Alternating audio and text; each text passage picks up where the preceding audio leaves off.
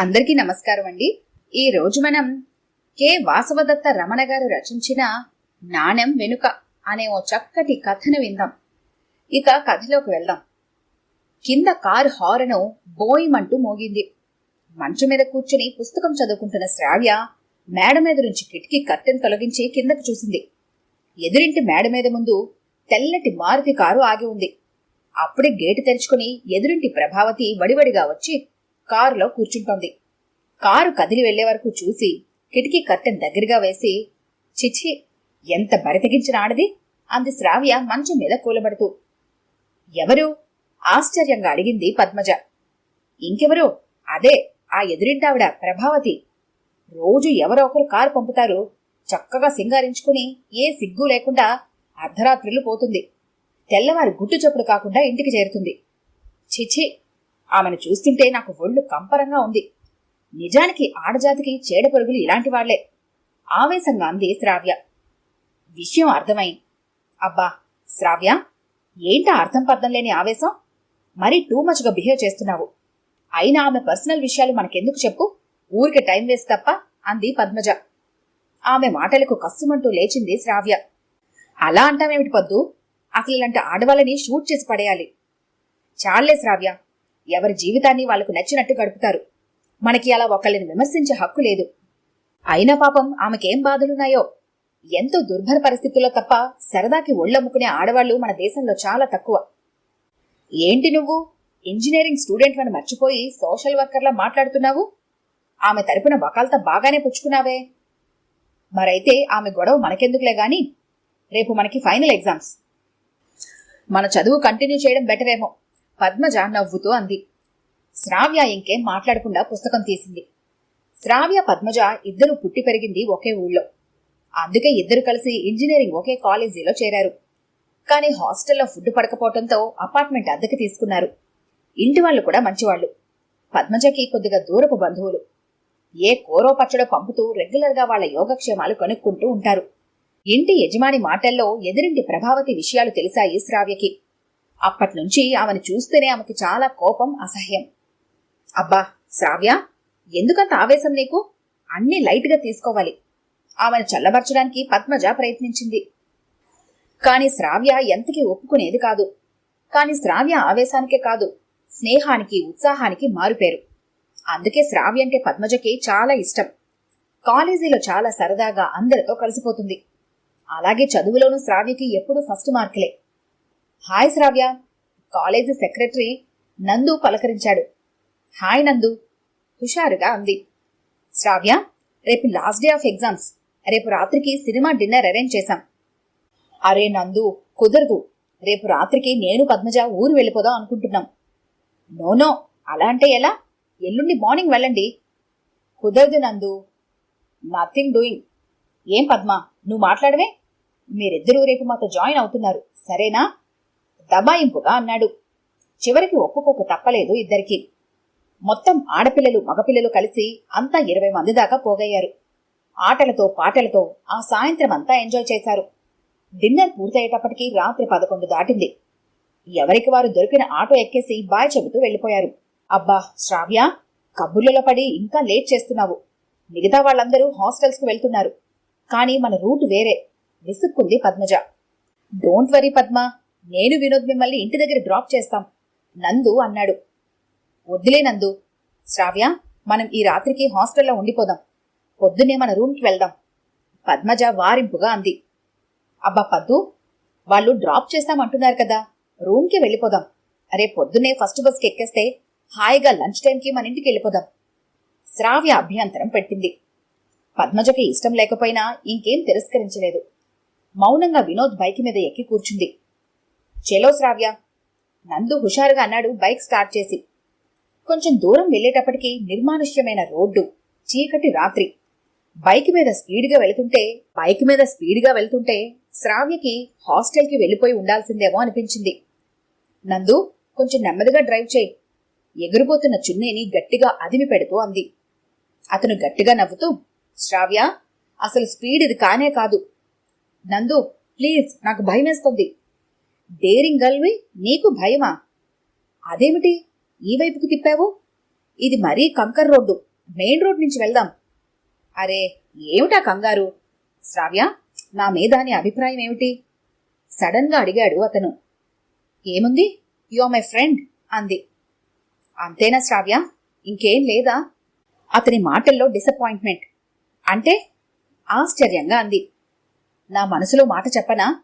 వెనక్కి తిరిగి చూస్తూ అన్నాడు. అతని మాటలకి ఉలిక్కి పడుతూ ఏమిటి అంది తడబాటుగా. I like you, I love you ఆమె కళ్ళల్లోకి చూస్తూ అన్నాడు.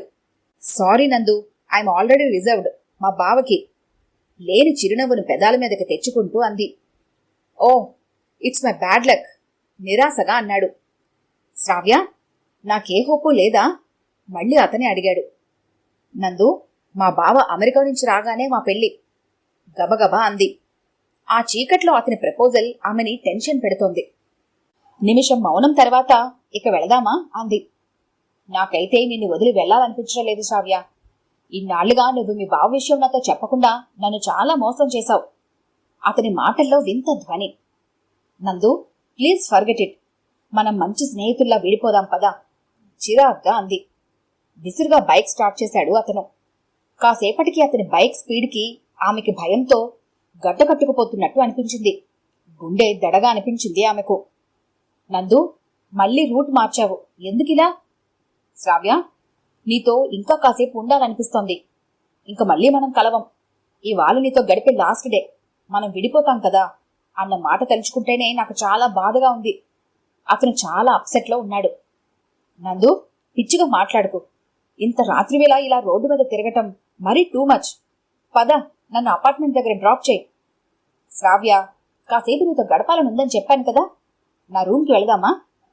నందు, బైక్ ఆపు కోపంగా అంది. అతను ఏం మాట్లాడలేదు. అతను కొద్దిగా స్లో చేసి, శ్రావ్య, జస్ట్ ఫర్ ఫన్ అంతే అన్నాడు. ఆమె ఇంకేం ఆలోచించలేదు. టక్కున కిందకి దూకేసింది. నేల మీద పడడం వల్ల చేతులు కాళ్ళు చీరుకుపోయి మంట పెడుతున్నా లెక్క చేయకుండా గబగబా మెయిన్ రోడ్డుపైకి పరుగు తీసింది. ఏ శ్రావ్య, ఏంటి అలా దూకేశావ్? దెబ్బలేమైనా తగిలాయా? ఓకే పద, నీ రూమ్ దగ్గర దింపుతాలే.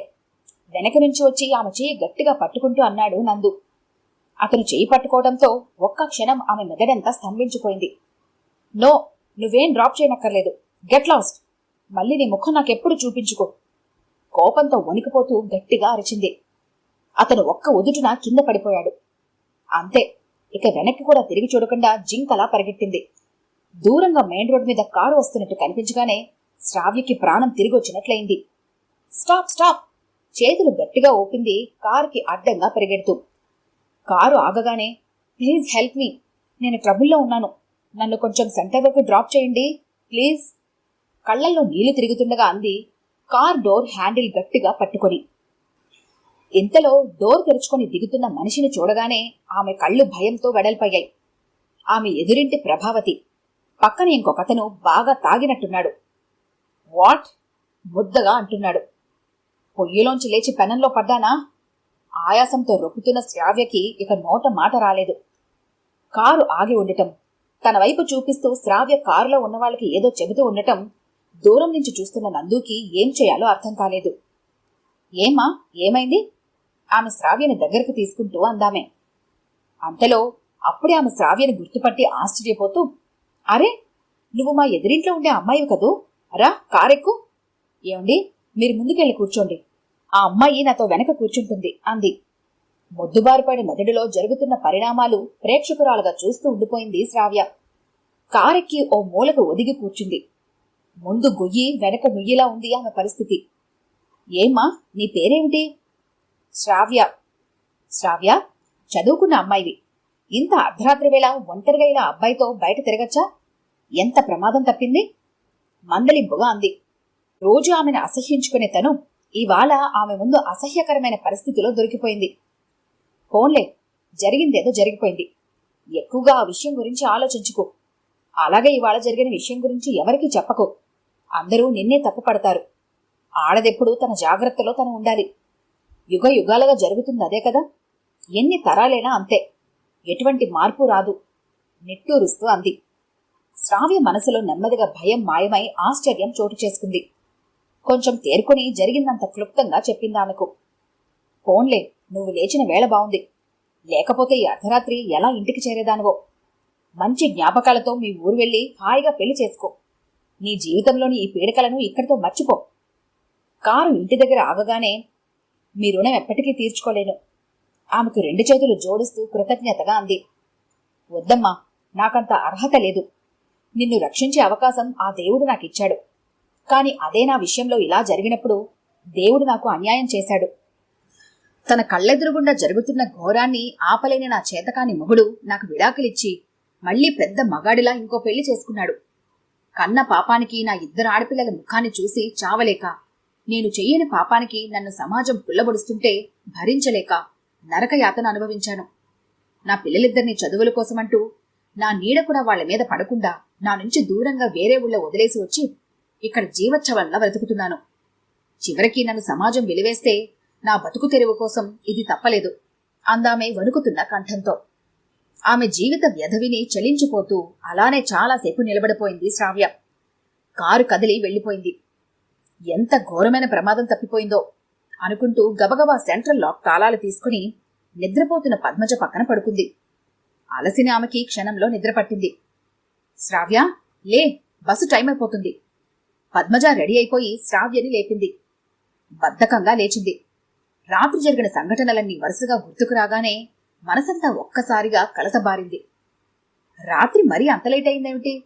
చూసి చూసి లాక్ వేసుకుని పడుకున్నాను. నందు బైక్ గాని ట్రబుల్ ఇచ్చిందా అంది పద్మజ. అవును, క్లుప్తంగా అనేసి మంచం దిగి బాత్రూంలోకి దూరింది శ్రావ్య. రాత్రివేళ ఒక మగాడితో వెళ్లటం తప్పే. పద్మజ చెప్పినట్లు హాస్టల్లోనే పడుకోవాల్సింది. చాలా పొరపాటు చేశాను. నందు మనసులో ఎంత దురుద్దేశం ఉందని గమనించలేకపోయాను. అంత రాత్రివేళ అలా ఒంటరిగా వెళ్లటంతో అతనికి అవకాశం ఇచ్చినట్లయింది. నిజంగా ఎంత గండం తప్పింది. లేకపోతే ఈ పాటికి... చిగురుటాకులా వణికిపోయింది శ్రావ్య ఆ ఊహకే. సామానంతా సర్దుకుని ఇంటి వాళ్లకు ఇల్లు అప్పచెప్పి బయటకు వస్తుంటే అప్పుడే కారు దిగి ప్రభావతి లోపలకు వెళుతోంది. ఏ శ్రావ్య, అదిగోనే ఎదురింటి నీ ఫ్రెండ్. నైట్ డ్యూటీ అయిపోయినట్టుందే కన్ను గీటుతో అంది పద్మజ. ఛ, అలా అనుకు పద్మ అంది శ్రావ్య. ఆశ్చర్యంగా ఆమె వంక చూసింది పద్మజ. పద్మ, మనమెప్పుడూ మనకి ఎదురుగా కనిపించేదాన్ని చూస్తాం, దాన్నే నమ్ముతాం, అదే ప్రచారం చేస్తాం. మనమెప్పుడూ నాణెం ముందు వైపే చూస్తాం, అంతేగాని నాణెం వెనుక ఉండే చీకటిని గుర్తించం. ఆ చీకటి బాధల్ని సానుభూతితో పరిశీలించం. కనీసం చేయూతని అందించం సరికదా, మన నోటికొచ్చినట్లు విమర్శిస్తాం. అసలు నాకనిపిస్తుంది మంచి చెడు మధ్య ఉన్న గీత చాలా చిన్నదని. మనమే మనకి ఎదుటి వాళ్లలో ఉన్న బంధాన్ని బట్టి చెడుగా దాన్ని మరీ పెద్దదిగా భూతద్దంలో చూపించడమో, లేకపోతే ఎవరికీ తెలియకూడదని మంచిగా చిన్న చుక్కలాగా దాన్ని దాచేయడానికి ప్రయత్నమో చేస్తాం. పద్మ, మనుష్యులెప్పుడూ చెడ్డవాళ్లు కాదు, కాని పరిస్థితులే ఎప్పుడూ చెడ్డవి. అదిప్పుడిప్పుడే తెలుసుకుంటున్నాను. శ్రావ్య మనసులో ప్రభావతికి నమస్కరించుకుంటూ అంది. ఈ కథ కనుక మీకు నచ్చినట్లయితే లైక్ చేయండి, షేర్ చేయండి. మరిన్ని ఇంట్రెస్టింగ్ కథల కోసం మా ఛానల్ని తప్పకుండా సబ్స్క్రైబ్ చేసుకోండి.